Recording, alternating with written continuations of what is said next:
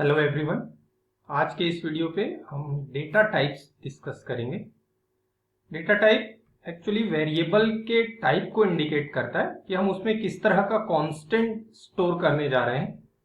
Data types that defines the storage method. There are different data types in Python. Numbers जिसमें integer, float and complex include होता है। Sequence data type like string, list, tuple, set, dictionary and booleans। तो mainly 5 categories में data types को divide किया है। Numeric जिसमें integer, complex number and float, dictionary, boolean, set and sequence data type जिसमें string, list and tuple. तो one by one हम सभी डेटा टाइप्स का बेसिक यहाँ पर डिस्कस करेंगे। तो first start with the numeric numbers data type. Every value in a Python has a data type. Since everything is an object in Python and data types are actually classes and variables are instance of those classes. तो जो numbers data type है उसमें main 3 classes है, int, float and complex। तो अगर हमको integer data type पे work करना है, तो जैसे फर्स्ट एग्जांपल सपोज हमने लिया a इज इक्वल्स टू 5, हमको इस वेरिएबल a का टाइप आइडेंटिफाई करना है। तो उसके लिए एक टाइप फंक्शन हमारे पास अवेलेबल होता है जो स्पेसिफिक डेटा टाइप का टाइप या उसका क्लास हमको इंडिकेट करता है। जैसा हम यहाँ पर देख रहे हैं, जब हमने इसको प्रिंट करा है टाइप ऑफ a फंक्शन से, इसने यहाँ पर उसका टाइप बताया है इंट। सेम वे पे हमने दूसरा वेरिएबल लिया, एक दूसरा कांस्टेंट लिया a इज इक्वल्स टू 2.0। अगर अब हमको इस a वेरिएबल का टाइप देखना है तो ये यहाँ पर बता रहा है एज ए क्लास फ्लोट, ये float data type. Same way पे हमने यहाँ पर एक कॉम्प्लेक्स वैल्यू स्टोर की, उसका टाइप देखा, तो हम टाइप देखने के लिए हमने टाइप फंक्शन का यूज किया। तो यहाँ पर हमको इंडिकेट कर रहा है उसका क्लास कॉम्प्लेक्स। यहाँ पर एक और फंक्शन हमने यूज किया हुआ है इज इंस्टेंस।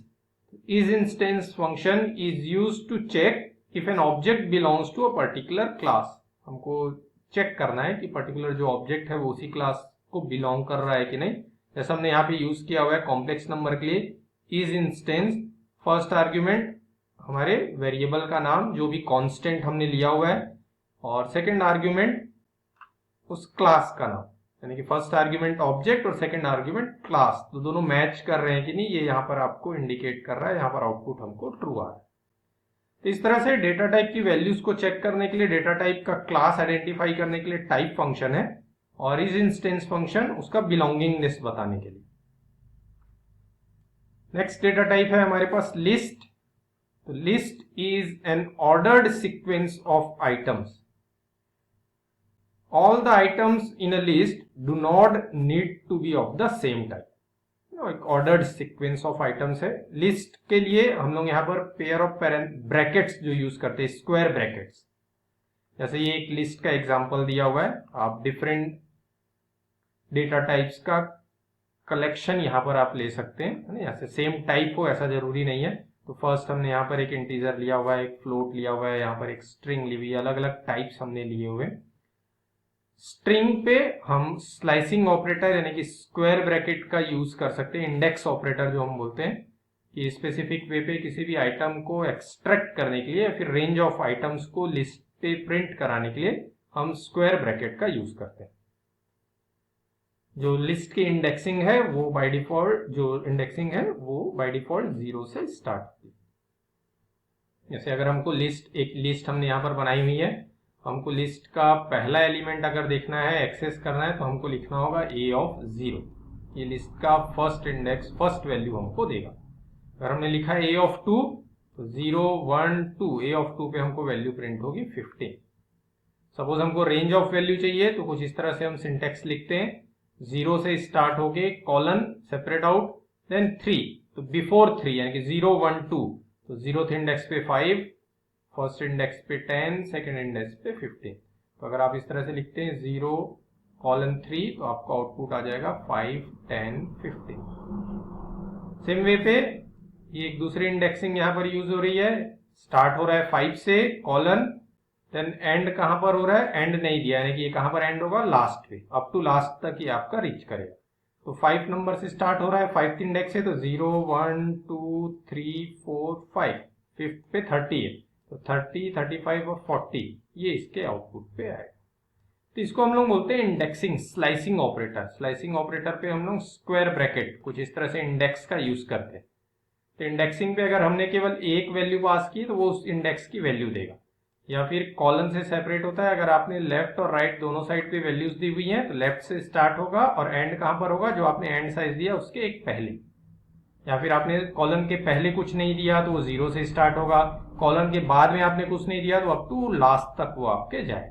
कुछ इस तरह से हमने एग्जाम्पल को यहाँ पर रन कराया हुआ। इसको हम लोग बोलते हैं लिस्ट। जैसे एक और एग्जाम्पल लिया हुआ है, list are mutable, meaning the value of elements of a list can be altered. आप लिस्ट की वैल्यू को अल्टर कर सकते हैं। जैसे ये हमने एक लिस्ट ली हुई है, A0 पे 1, A1 पे 2 और A2 पे 3।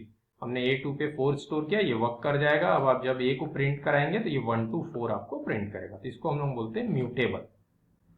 Next data type tuple, sequence data type पे नेक्स्ट जो है tuple. Tuple is an ordered sequence of item same as list. The only difference is that tuples are immutable, यानी कि एक बार जो आपने टपल बना लिया उसको आप फिर मॉडिफाइड नहीं कर सकते। सेम यहां पर भी आप स्लाइसिंग ऑपरेटर यानी कि पेयर ऑफ इंडेक्स का यूज कर सकते हैं आइटम्स को एक्सट्रैक्ट करने के लिए, लेकिन आप उसको चेंज नहीं कर सकते। क्यों? क्योंकि ये इम्यूटेबल है। यहां पर हम पेयर ऑफ पैरेंथेसिस का यूज करेंगे टपल्स के लिए। जैसा लिस्ट पे हम पेयर ऑफ स्क्वायर ब्रैकेट का यूज कर रहे थे। ये सपोज हमने एक टपल लिया, 3 एलिमेंट है, T0 पे 5, T1 पे प्रोग्राम, T1 पे 1+3। आप प्रिंट कराएंगे, जैसा यहाँ पर T1 प्रिंट करा रहे हैं तो T1 पे प्रोग्राम स्टोर। सेम आपने यहाँ पे स्लाइस किया तो 0 1 2 यानी कि तीनों आइटम प्रिंट होंगे, 5 प्रोग्राम 1+3। अगर आप टपल पे किसी इंडेक्स पे कोई वैल्यू एडिट करना चाहते हैं, अपडेट करना चाहते हैं, तो उस केस में हमको एरर आएगा, क्योंकि टपल क्या है, इम्यूटेबल। ये सेम यहाँ पर हमने इसको रन करके भी आपके लिए स्क्रीनशॉट रखा हुआ है, आप इसको क्रॉस चेक कर सकते हैं। नेक्स्ट सीक्वेंस डेटा टाइप पे है स्ट्रिंग। तो string is a sequence of Unicode characters. String को रिप्रेजेंट करने के लिए हम लोग single quotes, either double quotes या फिर हम ट्रिपल कोट्स का भी यूज कर सकते हैं। जैसा एग्जाम्पल लिया हुआ है, एक डबल कोट पे है, एक ट्रिपल कोट पे स्ट्रिंग लिखी हुई है। Just like a list and tuple, the slicing operator can be used with string. Slicing operator का आप यूज कर सकते हैं। Strings are immutable, तो टपल जैसा इम्यूटेबल है, यानी कि टपल में आप चेंज नहीं कर सकते, वैसे आप स्ट्रिंग पे भी कुछ चेंज नहीं कर सकते।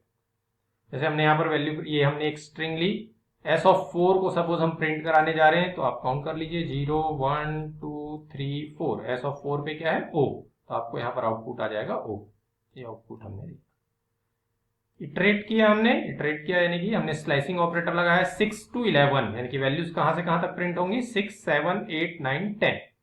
तो 6 कहां से चालू हो रहा है, W से, 7 8 9 10, तो वर्ड आउटपुट आपको यहां पर आ जाएगा।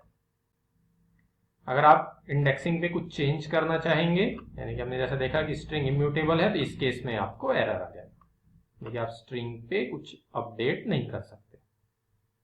नेक्स्ट हमारे पास जो डेटा टाइप है, set data type. Set is an unordered collection of unique item. ये अनऑर्डर्ड कलेक्शन है, ये आपको ध्यान रखना है। Set is defined by the values separated by comma. तो आपको जो सेट के लिए यूज करना है वो है कर्ली ब्रैकेट्स। कर्ली ब्रेसेस का कॉन्सेप्ट आपको यूज करना है। यहाँ पर जो आइटम्स है वो ऑर्डर्ड वे पे नहीं होते, यानी कि किसी भी फॉर्म पे अनऑर्डर्ड वे पे वो आपके पास अवेलेबल होते हैं। सपोज हमने ये सेट लिया, जब हम इसको प्रिंट करा रहे हैं, प्रिंट सेट वैल्यूज ए, ये किसी भी फॉर्म पे अनऑर्डर्ड वे पे आपको वैल्यू को प्रिंट करेगा। ये जैसे यहाँ पर उसको एक अरेंज फॉर्म पे इसने हमारे लिए प्रिंट कर दिया, और जब आप इसका टाइप प्रिंट कराएंगे तो टाइप पे आपको क्लास सेट आपको आउटपुट पे शो करेगा। एक और एग्जांपल हमने लिया, सेट्स की एक और प्रॉपर्टी है, सेट है वह यूनिक वैल्यूज, दे एलिमिनेट डुप्लीकेट्स। यानी कि अगर आपने पेयर ऑफ कर्ली ब्रैकेट्स पे कुछ डुप्लीकेट वैल्यूज ली हुई हैं, जब आप इसको प्रिंट कराएंगे तो सेट क्या करता है, केवल और केवल यूनिक वैल्यूज को ही सेव करता है, डुप्लीकेट वैल्यूज को वो वहां से हटा देता है।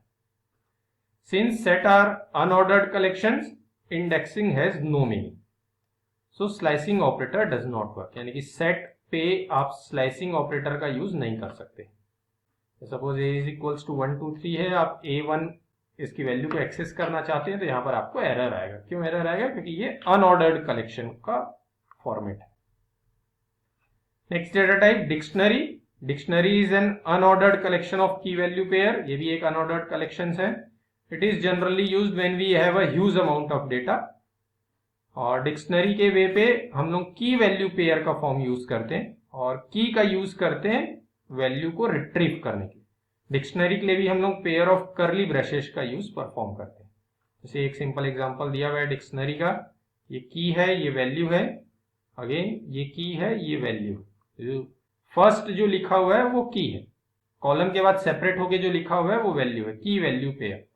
तो we use key to retrieve the respective value. यानी कि अगर आपको वैल्यू प्रिंट करानी तो D1 आप प्रिंट करेंगे तो आपको वैल्यू आउटपुट पे आ जाएगा। D की, इससे आपको 2 आउटपुट पे आ जाएगा। लेकिन अगर आप D2 प्रिंट कराएंगे तो आपको एरर आएगा। ये हमने यहाँ पर रन करके देखा हुआ। तो ये डिफरेंट डेटा टाइप्स हुए पाइथन पे। नंबर डेटा टाइप हमने देखा जिसमें int, float, complex. Sequence data type list, tuple, string, set, dictionary and last है बुलियन। बुलियन पे ट्रू एंड फॉल्स वैल्यूज रहती हैं। यानी कि सिंपल वे पे अगर आप यहाँ पर उसका टाइप देखना चाहें, ये बुल क्लास अवेलेबल है, आप फॉल्स ट्रू का टाइप देख सकते हैं। सिंपल वे पे आपको ध्यान रखना है कि जो ट्रू और फॉल्स है इसका फर्स्ट कैरेक्टर कैपिटल है। अगर आप स्मॉल पे लिखते हैं तो आपको एरर आएगा। गेटिंग द डेटा टाइप, यानी कि किसी भी पर्टिकुलर वेरिएबल का डेटा टाइप आपको फाइंड आउट करना है तो उसके लिए टाइप फंक्शन अवेलेबल है। कुछ इस तरह से आप टाइप फंक्शन का यूज कर सकते हैं। अगर आपको कॉन्स्टेंट्स का यूज करते हुए वैल्यू असाइन करते हुए डेटा टाइप बताना है तो सपोज हमने ये जो पहला एग्जांपल लिया हुआ है x is equals to hello world, यानी कि ये स्ट्रिंग डेटा टाइप है। x इज इक्वल्स टू 20, ये इंटीजर डेटा टाइप है 20.5। फ्लोट j1j, ये कॉम्प्लेक्स डेटा टाइप है। ये पेयर ऑफ स्क्वायर ब्रैकेट यानी कि ये लिस्ट है। पेयर ऑफ पैरेंथेसिस, तो ये टपल। की वैल्यू का पेयर यानी कि ये डिक्शनरी है। और यहाँ पर पेयर ऑफ करली ब्रैकेट्स है यानी कि ये सेट है।